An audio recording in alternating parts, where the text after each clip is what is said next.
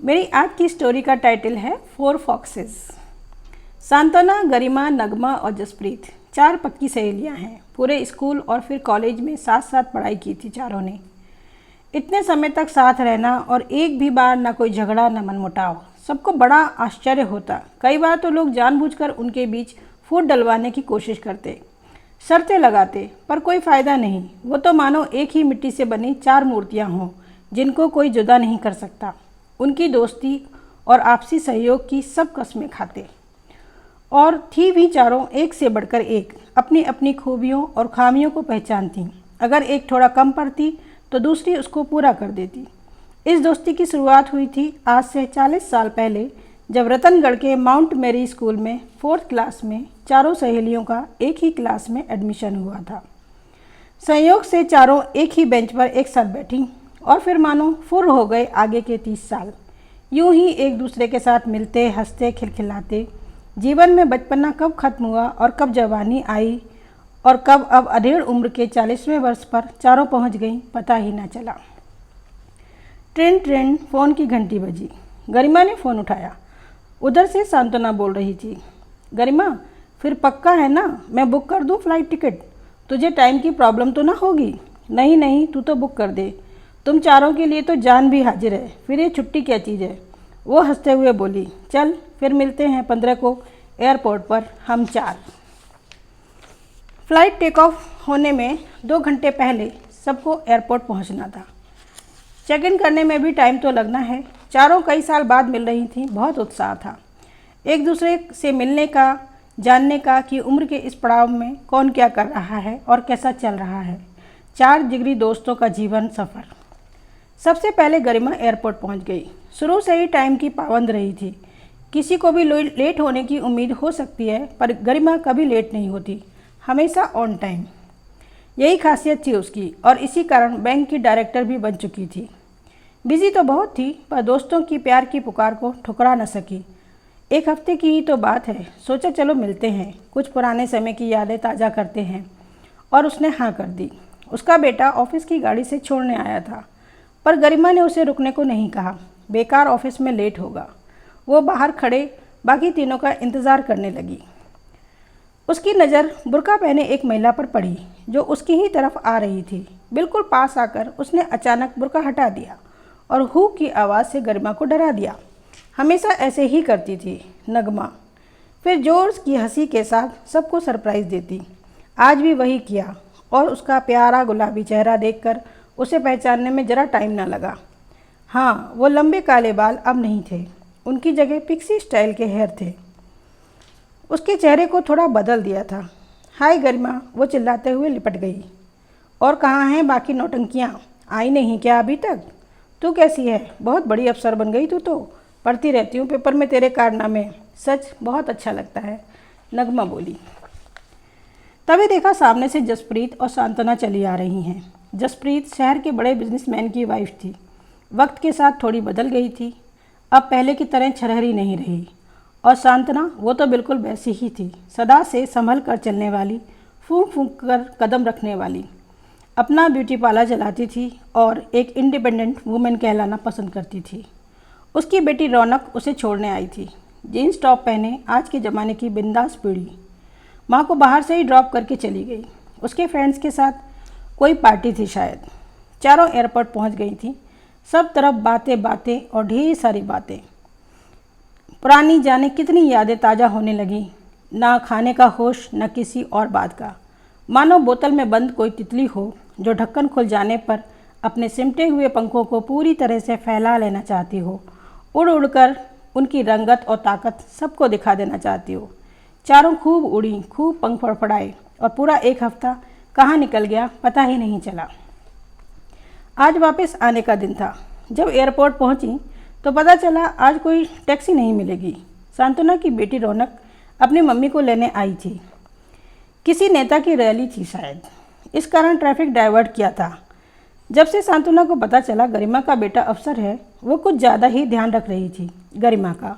और जसप्रीत तो मानो अपना बिजनेस बढ़ाने के लिए गरिमा से लोन टैक्सी में ही पास करवा लेना चाहती थी।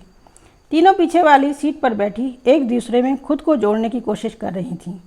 बस नगमा ही अपनी दुनिया में मगन, कभी सड़क पर आवारा कुत्तों को देखती, कभी यहाँ वहाँ भीख मांगते गरीब बच्चों से बात करती, उनकी पढ़ाई, कभी उनकी भूख को मिटाती। शुरू से ही ऐसी ही थी नगमा, हमेशा तैयार, एक आवाज़ पर खड़ी रहती। कोई भी पुकारे उसकी आवाज़ मानो नगमा तक पहुंच ही जाती। गरिमा, तुझे याद है उस दिन जब अपने फाइनल एग्ज़ाम थे और नगमा रात भर गायब थी उस वॉचमैन के इलाज के लिए, जिसको शायद लू लग गई थी। हाँ, और फिर दूसरे दिन हम तीनों ने क्या क्या बहाने बनाकर इसको बचाने की कोशिश की थी। तब जागृति मैम ने हम चारों को लोमड़ियाँ बोला था और हमने अपने ग्रुप का नाम 4 फॉक्सेस रख लिया था। क्यों नगमा, याद है ना कि भूल गई? भुलक्कड़ बहुत है ये। हाँ हाँ याद है, उसे कैसे भूल सकती हूँ। अरे 500 के टूटे हैं क्या? इस बच्चे से गुलाब ले लेती हूँ अपनी याददाश्त के लिए। उसने 5 गुलाब खरीद लिए। रौनक बेटा, मुझे कंपनी गार्डन पर छोड़ देना, अंकल वहीं मिलेंगे। उनका मैसेज आया है। जी आंटी, रौनक बोली। थोड़ी देर में चारों कंपनी गार्डन पहुँच गईं। अचानक चारों ओर से ज़ोर ज़ोर से सायरन की आवाज़ें आने लगीं। लगता है सीएम की गाड़ियाँ जा रही हैं। तभी सीएम की ब्लैक गाड़ी उनकी कार की तरफ आने लगी। और क्या हमसे कुछ गलती हो गई? रौनक अचकचाई। ब्लैक गाड़ी बिल्कुल पास आकर रुक गई। ड्राइवर ने दरवाज़ा खोला और पिछली सीट से सीएम जयसिंह बाहर निकले। ऊंचा कद, गोरी रंगत और इतनी रौवीली आवाज़। उन्होंने अचानक हमारी गाड़ी का दरवाज़ा खोल लिया। आइए बेगम साहिबा, आपका गुलाम हाजिर है, कहते हुए नगमा की तरफ हाथ बढ़ाया। नगमा ने अपने हाथ का एक गुलाब जयसिंह की तरफ बढ़ा दिया। मीट माई हस्बैंड जयसिंह, नगमा बोली। तीनों सहेलियां अवाक देखती रह गई। अरे सीएम जयसिंह तुम्हारे हस्बैंड ने? तुमने बताया नहीं? तीनों एक साथ बोली। अरे डियर, सिक्योरिटी के कारण बता नहीं सकती, सॉरी। वैसे मैं बहुत खुश हूँ जो आप लोगों ने यह प्रोग्राम बनाया। कम से कम मेरी बेगम को थोड़ा वक्त खुद के लिए मिला। आप सभी को बहुत बहुत धन्यवाद, कहते हुए जयसिंह ने अपने हाथ जोड़ लिए। कभी आप लोग आए हमारे घर, सेवा का मौका दें। नगमा अपने हाथ के गुलाब बारी बारी से अपनी दोस्तों को देने लगी। फिर मिलते हैं, कहते हुए एक मधुर मुस्कान के साथ जयसिंह की कार की तरफ बढ़ गई। नगमा के जाने के बाद 10 मिनट तक कार में सन्नाटा रहा। फिर जसप्रीत बोली, अरे यार, ये नगमा बता नहीं सकती थी, हमें पूरे 8 दिन से हमारे साथ घूम रही है। हाँ यार, और इसने सीएम कैसे पटा लिया? हम तो सोच रहे थे हम ही ने ज़िंदगी में बड़ा तीर मारा है, पर ये तो यार हम सबको पीछे छोड़ गई, गरिमा बोली। मुझे लगता है वो छुपाना ही चाहती होगी। अरे भाई, बड़े लोग हैं, हम कहीं अपना कोई काम ना बताने लगे। नगमा पहले तो ऐसी ना थी, सांत्वना बोली। हम तीनों तो बेकार ही खुद को फॉक्स कहते थे। सबसे बड़ी लोमड़ी तो ये है जिसने कानों कान खबर न लगने दी और सीधे सीएम का ही शिकार कर लिया। तीनों ज़ोर ज़ोर से हंसने लगी। रौनक को कुछ समझ नहीं आया। वो बोली, अरे मम्मी, ये लोमड़ी क्या होता है? तीनों और ज़ोर से हंसने लगी। तू अपनी गाड़ी चलाना, सांत्वना बोली। जब हमारी उम्र की हो जाएगी तो खुद समझ जाएगी। कुछ देर तक सांत्वना, गरिमा, जसप्रीत चुप रहीं। फिर जसप्रीत बोली, सुनो, क्यों ना एक दिन नगमा के सीएम हाउस पर चलें हम सब? क्यों? क्या अब सीधे सीएम साहब से ही लोन पास कराने का इरादा है? अब हमारी ज़रूरत नहीं? कैसी बात करती है दोस्त, वो अपनी उसके घर जा कर के मिलना तो चाहिए ना एक बार। हाँ, और देखें बच्चे बच्चे भी हैं या ऐसे ही अभी तक, गरिमा बोली। उसे अपने बेटे का ख्याल आया। अगर नगमा की कोई बेटी हुई तो मज़ा ही आ जाएगा। दोस्ती का वास्ता देकर यह रिश्ता तो मैं करवा ही लूँगी। इस सांत्वना से तो पीछा छुड़ाना ही पड़ेगा। कहाँ मेरा आईएएस बेटा और कहाँ रौनक, वो मन में सोचने लगी। सांत्वना तो मानो अपने ही ख्यालों में खोई थी। कितना हैंडसम था नगमा का हस्बैंड। कहाँ नगमा और कहाँ जयसिंह। नगमा तो शुरू से ही ऐसी ही रही, न खुद का होश न कपड़ों का। पता नहीं जयसिंह जैसा आदमी इसके प्यार में कैसे पड़ गया। उसके साथ तो मेरी जैसी कोई होनी चाहिए थी, सुंदर, स्मार्ट, इंडिपेंडेंट। अरे कहाँ खो गई मैडम जी, गरिमा चिल्लाई। मेरा घर आ गया, अंदर आओ, एक कप चाय पीकर जाना तुम लोग। फिर नगमा के घर जाने का प्रोग्राम भी सेट करना है, गरिमा बोली। हाँ हाँ चलो, नगमा और जयसिंह से मिलने बहुत अच्छा रहेगा, सांत्वना बोली। शुक्रिया।